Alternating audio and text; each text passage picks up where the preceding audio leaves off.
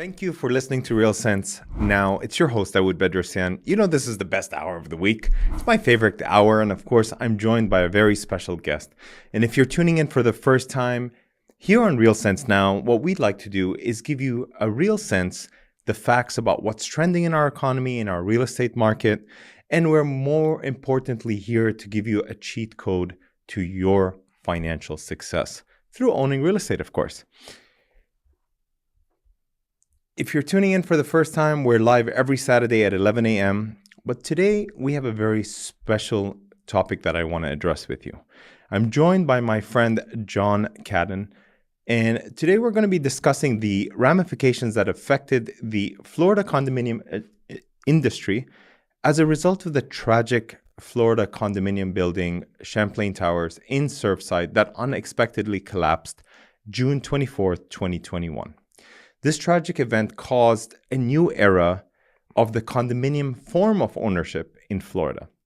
And in the aftermath of the collapse, new legislation has been passed in the state of Florida that is going to significantly impact unit owners and condominiums statewide. Welcome, dear listeners, to the first segment as we deep dive into this ever-evolving landscape of condo associations, new state regulations, and the unique role of advisory groups in this milieu. I'm joined by John Cadden, the managing principal at Condominium Advisory Group, Rental Heroes Property Management. He's a condominium expert, and together we'll unpack some extremely critical insights that you, the listener, needs to know, especially if you're considering investing in condominiums. Condominium Advisory Group provides services related to condo deconversions, which we'll get into later into the show, real estate buyouts, and advisory related to the new state law or Senate bill in Florida. I've personally known John for over 16 years, and we've seen this segment of real estate assets, condominiums, ascend from the early days of 2008 when you could literally buy a condo for $40,000, $50,000, which over time, these same assets have appreciated to well over $200,000 on an average in the Central Florida market. So I'm going to turn my questions over to you, John. Thank you for being a guest on my show. How do you assess the current condo market in Florida right now? Well, thanks for having me, Dawu. One of the big things that's happened in the last year and a half is interest rates climbing, and that's had a negative effect on housing all over the United States. But more importantly, just to the state of Florida, is the new Senate regulations, SB 4D, and the reconciliation bill, SB 154, which have changed the requirements of condominium associations regarding the reserves and certain structural and milestone inspections of the properties that were not in place as stringently as prior to that collapse in Surfside. John, tell us a little bit about Condominium Advisory Group and what exactly it is that you guys do. So first and foremost, we are a consulting firm, and we're here to help condominium boards, condominium managers, and the association, the unit owners, understand what is happening today, assess the current situation at their property and what the impact of these new statutes is going to be, and come up with a solution for that property, because there's going to be an economic and a funding impact on these properties that's going to be unavoidable by 12/31/25. So talk to me about what you do that is different than, for example, a real estate agent just like myself, or even a developer trying to put together a buyout or to help reorganize this association. What's your expertise in the area? Well, first of all, I've been in the condominium business for 25 years, and 13 years prior to that, I was a commercial mortgage broker and arranged financing in my career in excess of $3 billion worth of properties. Did condo conversions through 98 through 2008. And since then, I've been involved in the asset management, owning, operating, and even deconversion of some condominium assets back to multifamily. And what we do is we provide a full analysis of we take the challenges that are facing these communities, and we come up with options to show them where they may be able to help lessen the economic impact and even sometimes create value that they didn't realize was there through various methods to find out what's the best option going forward for their community. You've touched on so many things that I really want to dive into right here. With the introduction of this new state legislation, you've already explained some of the concerns. There were some concerns a lot of unit owners are going to have. What are these concerns for an investor that has invested in condominiums? Well, I think the biggest concern is going to be that under the Senate Bill 4D and the Reconciliation Bill SB 154, every condominium property in the state of Florida must complete a new SIRS, Structural Integrity Reserve Study, by 12/31/24. And whatever the reserve requirements are for properties that are 3 stories and above that are in that reserve study, they must be implemented for budget year 2025. And fully funded, obviously, at that point. Whatever the reserve study shows is your funding amounts. And there are little twists to it, but the bottom line for everybody involved with condominium ownership is prior to this time, condominiums have been allowed by law to waive reserves. So if you lived in a condominium where the reserve study you did a few years back said you have $500,000 you need to fund, you could put the vote out from the board to the owners to waive it in its entirety. And I'm going to ask you a question, Dawu. When investor owners especially, or homeowners, are given the option of waiving paying more money in monthly dues, how hard was it to get that voted? Very easily. I mean, everybody wants to kick the bucket down the street and hopefully worry about it later on. And unfortunately, we saw what poor management, poor maintenance, and the list goes on has caused in this, tragic example. But we're also starting to see the ramifications spill over into other areas that maybe are not, a shoreline concern with sinking floors, but even here in our own backyard in Central Florida. Can you shed some light on the implications this legislation is going to hold, not only for the homeowners, but we work in the investor space, for investors that are either playing in this asset class or looking to invest more capital into condominiums? Well, everybody has a different goal for why they invest. But at the end of the day, your first goal is not to lose money. And there's 2 ways you can lose money. The value of the property could go down, which is really dependent on when you sell. So you can hold something for a long, long time and you don't have that event. But in the interim, you have the rent you're bringing in and the expenses you're paying. And what we're looking at between 3 factors in the market today: inflation, the cost of insurance in the state of Florida, and the idea that now reserves are going to go up. And that's going to be property specific. But we're not seeing a lot of properties in the condo world that have been doing the full amount of reserves, if any at all. So, and actually, you allude to a very interesting point. There's also a missing factor that you didn't share here, which is affordability as well, too. Condominiums used to be the cheapest asset class that somebody entering the market, even as a primary resident, to take ownership of a property. Yes, you do have your homeowners association fees that cover a lot of the amenities and recreational facilities that exist on the property. But we can tell that over the past few years, a number of associations have increased their homeowner fees as a result of catching up with construction, maintenance, landscaping, and the list goes on. But in terms of average dollars, what does it mean when condo investors and homeowners in, for example, your typical Central Florida garden style, open corridor apartment building, condo buildings, working together to convert back to an apartment? Well, that's a long answer, but the long and short of it is, if you're facing millions of dollars of repair work, which you're going to have to do a special assessment for, and now this SIRS reserve study comes in and tells you not only do you have that work to do, you got to fund the dollars to do it, and here's the schedule you need to start funding in now, that's just going to cost more money. And it's going to impact your revenue, your net revenue, because your expenses are going up. And again, traditionally in the past, when associations have been faced with large repair projects that are really deferred maintenance items, you said the right word, kick the can down the road.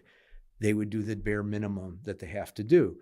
And that just makes it cost more later and brings up more problems. So I think things are coming home to roost now for all the cans that have been kicked down the road. And we also mentioned the milestone study. If you are a building that is 25 years or older, you have to also do a milestone report, which is a deeper dive structurally. And that's different than the 40-year? There was a 40-year report that had to be due, and it's been changed. And in fact, I apologize, it may be 30 years, but everyone's going to have to do that milestone report earlier. And then if a structural engineer looks at that and says, hey, I can't really tell, I have to do more destructive testing, they have to order a phase 2.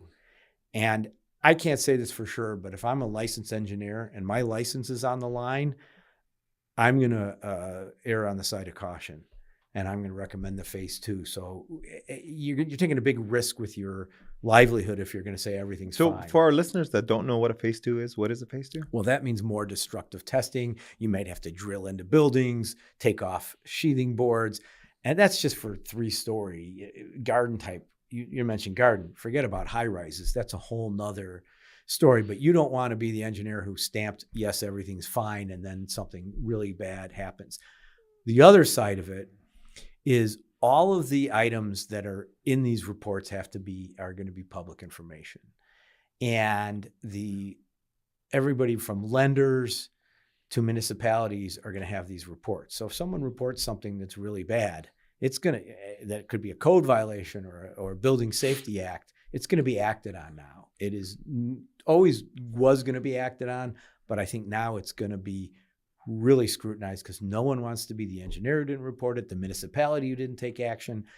And do I think buildings are going to start falling down regularly? No, it was terrible what happened in Surfside, but it just opened the eyes to the possibilities. And I think that's really what's driving the current statutes, and it's going to see how it plays out for owners.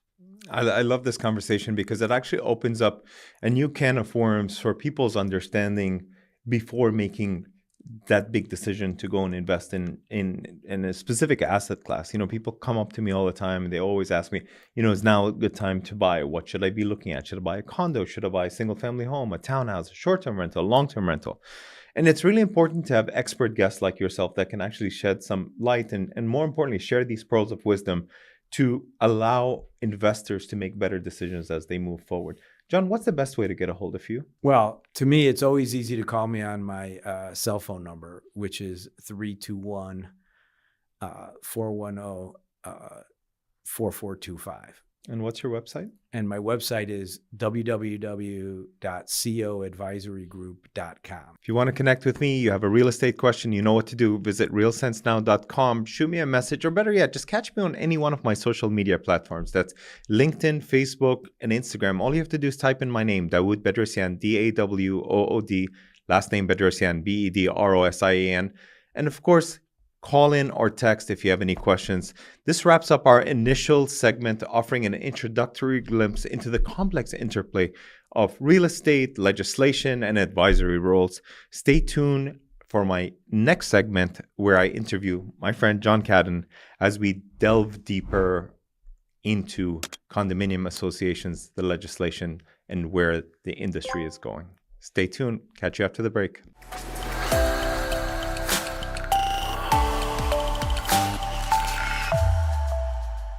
And we're back, segment number 2. We're here with my friend John Cadden. We're discussing the new legislation that will significantly affect our condo industry, how investors invest in the condo asset class when it comes to real estate, and just learn more as to what are the best practices, what should we be looking for when we're looking at purchasing a condo purchase, whether it's for investment or personal use. But before we go in, I want to continue our enlightening discussion, and I want to turn our focus to understanding real world consequences of these mandates that we've been talking about, market speculations, because we're both in the condo space. We work with a lot of investors, and all of these changes, without having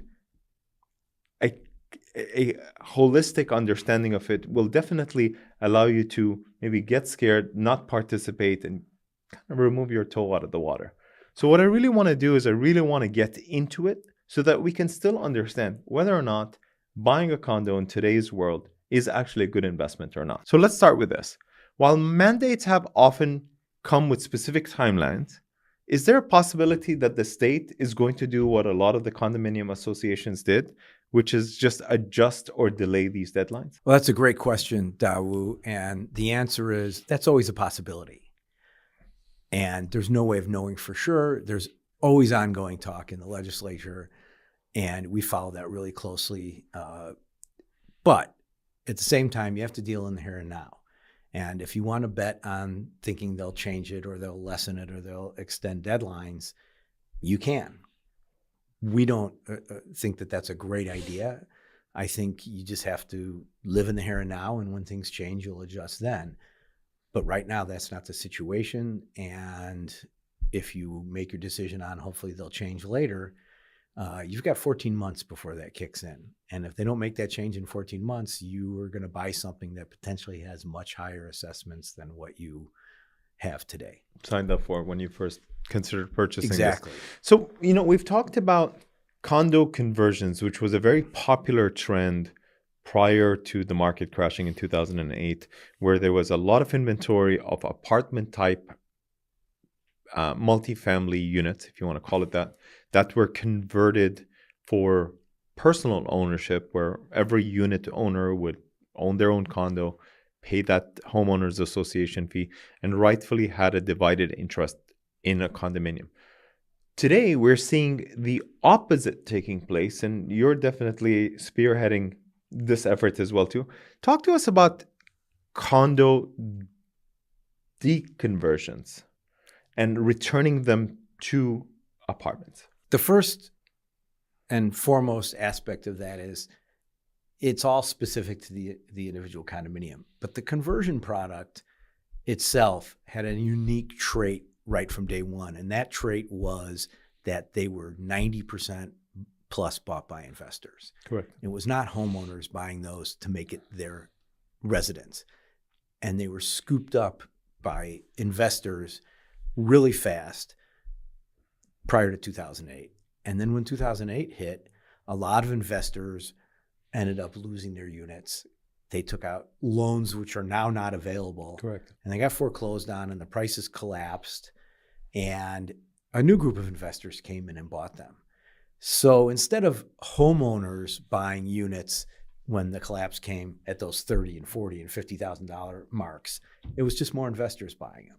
Correct. So you still have this huge group of condominiums owned, especially the conversion product in the state of Florida, where there's still 90% plus, sometimes 95% investor owners who actually own these properties, and a very small percentage of people, this is where they live.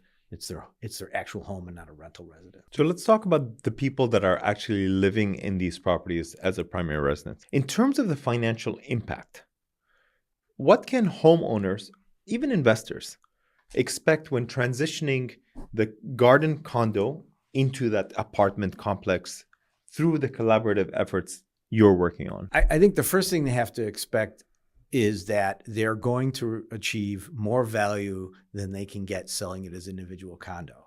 That the aggregate value as a single property owned by one owner, operated outside the condominium regime, it's no longer a condominium, and it goes back to what it was before. It should solve two issues if that's the right thing for that condo. One, it takes away the burdens under the new statutes and the condominium form of ownership in order for the upkeep of the property. And two, it allows them to redeploy their capital into something that isn't facing all the same issues. So there is a light at the end of the tunnel, and it could actually work in the owner's benefit to be able to do that as well too. That's the goal. I can't say that every condo is going to face the perfect storm of being able to get out and avoid all this. Some are going to be too far gone and have other problems. But a lot of them, and the ones we've done, it's been a great outcome for everybody. And I want to bring up one important thing. Everyone thinks about the poor homeowner who's being thrown out of their home. An example, we did a 254 unit property that only had 9 resident owner occupants in the entire project. 9 people. They were trapped.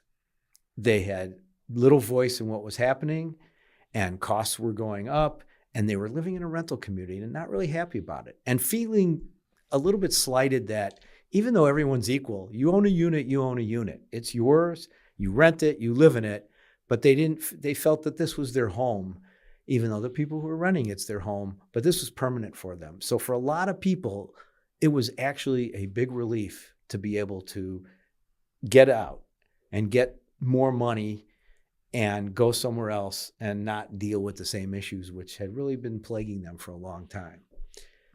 And I think the key part about that is we're not taking people's homes away and leaving them with terrible options or throwing them on the street.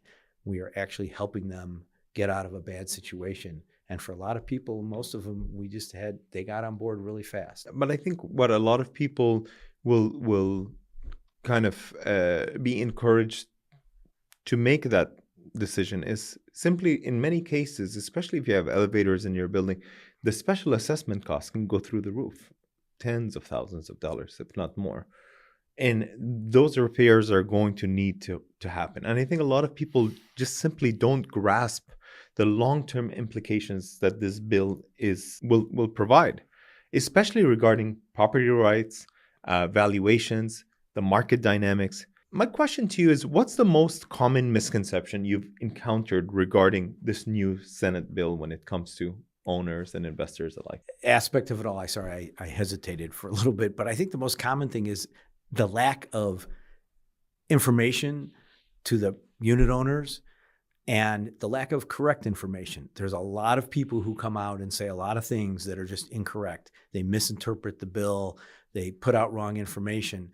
And it's very hard to get people to want to hear something worse if they've heard something better first that is incorrect. So there's a lot of psychology here. Is there a chance people are really going to lose their homes or even get priced out of the market with this new bill? Well, losing your home and getting priced out of the market are two different things. I don't think it's going to take people's homes away, but there are going to be some people that are on fixed incomes who, if they see $200, $300, $400 a month increases in their assessments and they're on a fixed income, that's not doable.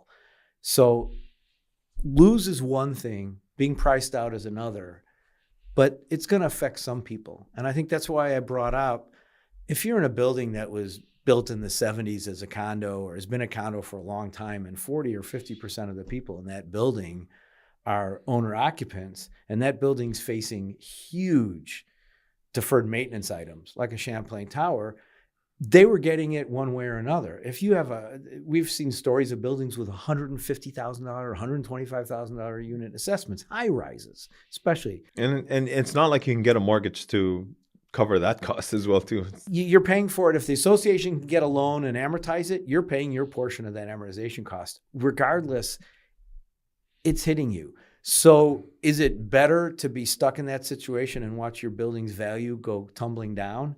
And that 125 or 50,000 or 30 or 20, whatever that a special assessment is, you don't get that money back in value. It doesn't do anything for the value of the building. It's out of your pocket just to bring the building up to speed. Yeah, to the standard that so it needs to operate at. Yes, there's people going to be potentially really hurt by this, and it's going to be situation oriented. So I love what you're doing in the space because, I mean, you're pioneering a new way of doing things.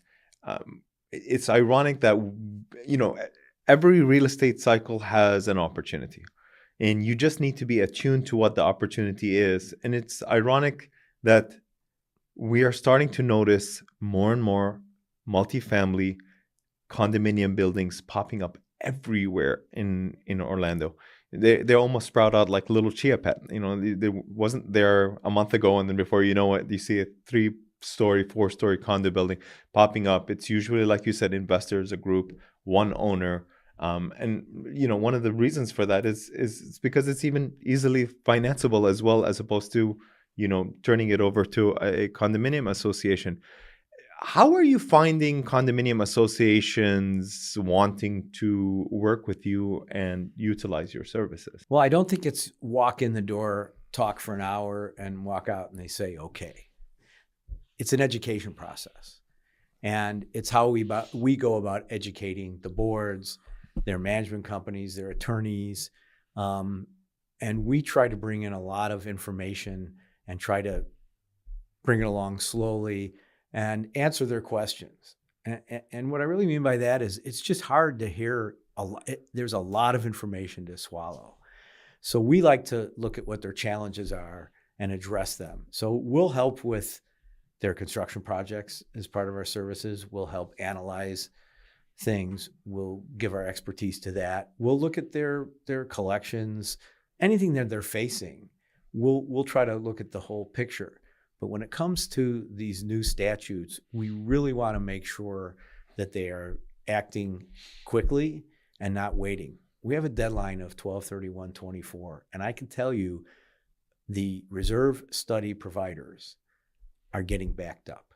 If you call someone today, the real busy ones, the good ones that have been in business for a while, you might be lucky if they can get to your place in 4 months. So there's a lot of condominium associations that are facing some kind of litigation or some kind of special assessment or some kind of repair that needs to be done. Maybe they're at odds with a contractor that was on site and so on and so forth. I can only imagine that your services are essentially at odds with a lot of these development attorneys or contractor attorneys that are representing whatever the other side is. How do you align and work with them to hopefully get a positive outcome here? Well, I don't think we are out of line with them. I think we are not necessarily in line, but what we are is someone who can bring to the table solutions that can solve a lot of these problems. And sometimes bringing a fresh look at things is going to help. Litigation is terrible. What a good settlement is, neither sides are happy, but courts move slowly. So none of this gets solved fast. And I'll tell you, when you have a situation where everybody can come to a conclusion, pay off debts, avoid repairs that can be passed on to the next owner as part of their rehabilitation of the property, sometimes there are solutions that come out of this that will bring you in line with everybody and create a capital event that can get everybody out and everybody whole and everyone walk away happy. So with your vast experience and condo advisory group's experience as well too in our Florida market, you guys have been here for close to 2 decades, if not more. Can you share what your predictions on the condo resale industry is going to look like as we approach 2024? Well, I think the last time we spoke about this, I make my favorite joke that I had a crystal ball and I lent it to a good friend and he dropped it and broke it. So now my future predictions are all off.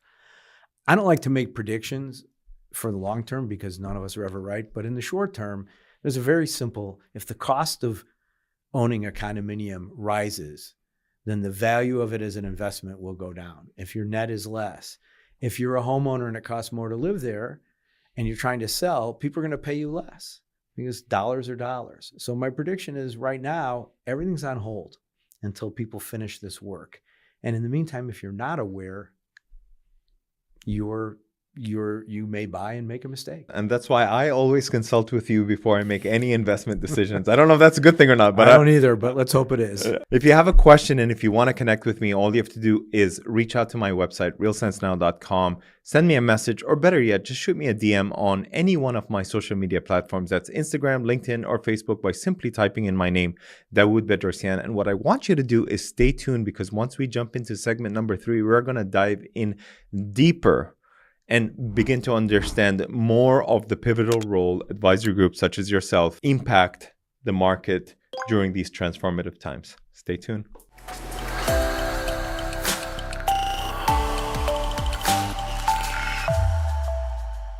In our final segment today, we aim to offer a holistic view discussing the broader reaction from the real estate community. I want to touch on three important things: the future of condo real estate and resale, more importantly, the pivotal role of advisory groups in these transformative times, and more importantly, I want to discuss the changes in the cycles and how you can tune in and take advantage of these opportunities that are presenting themselves amidst trying or adverse times.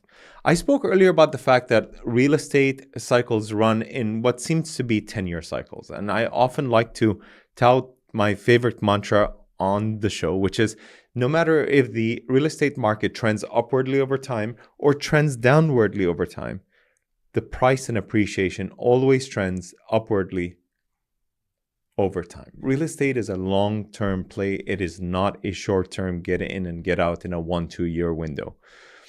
When we talk about these cycles, which I didn't get to explain in a lot of details, you learn a lot about what every new cycle brings, the opportunities that exist. For example, prior to 2008, the opportunity was to convert apartment complexes to add more individual condominiums that unit owners or investors or primary owners alike could invest in.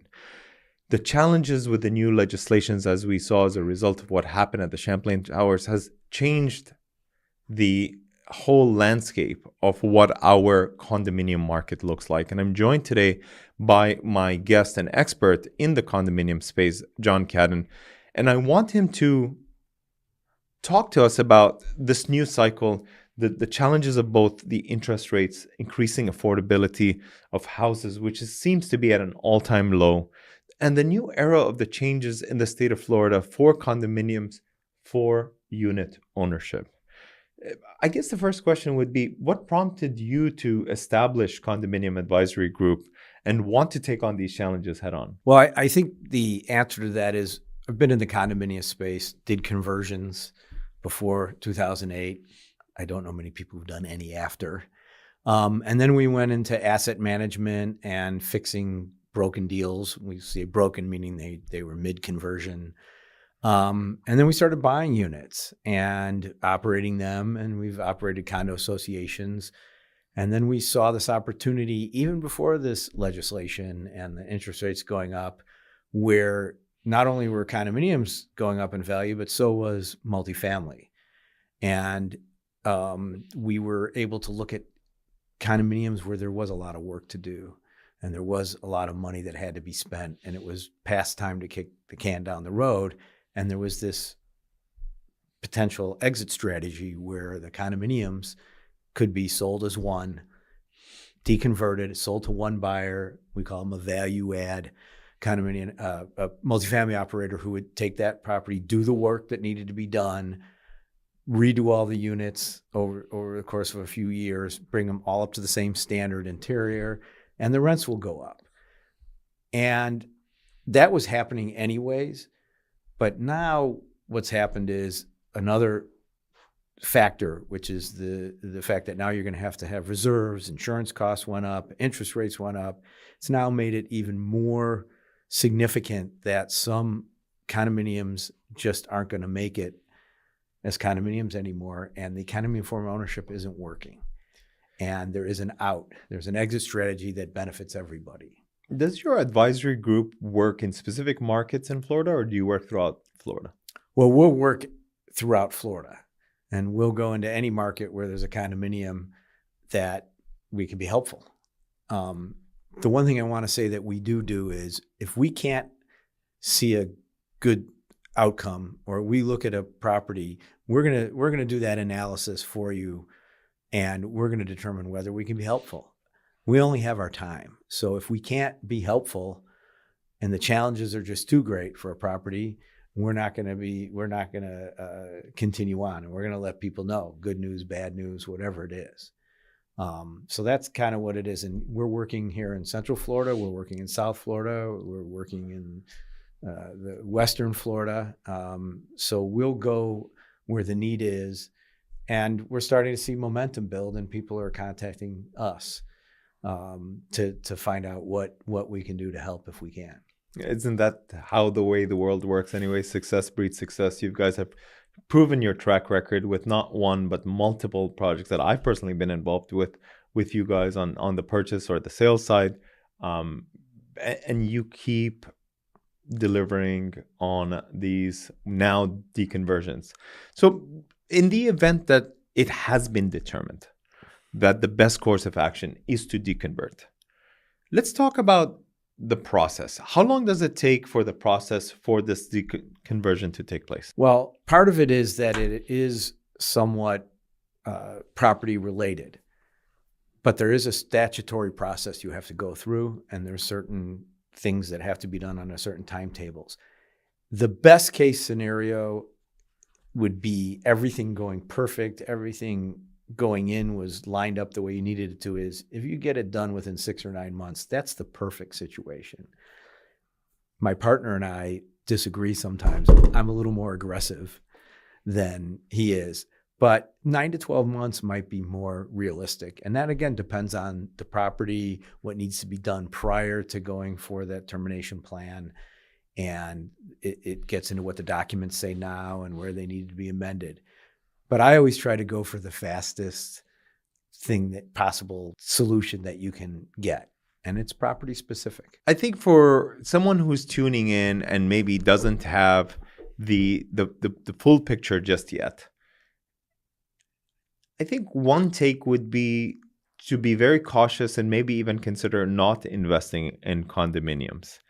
And we both work with investor groups, and I'm not suggesting that that's what you said, but I just want your perspective, because if I personally have a client who's an investor or a primary resident who wants to buy a condominium, whether it's an investment or for personal use, what information do they now need to know before they make that purchase? And what should I be advising them? Well, I think the first thing that you want to look at is the current financial situation of that property. You want to look at the future budget or the current budget. You want to look at a couple past budgets. You want to see what they've had in reserves.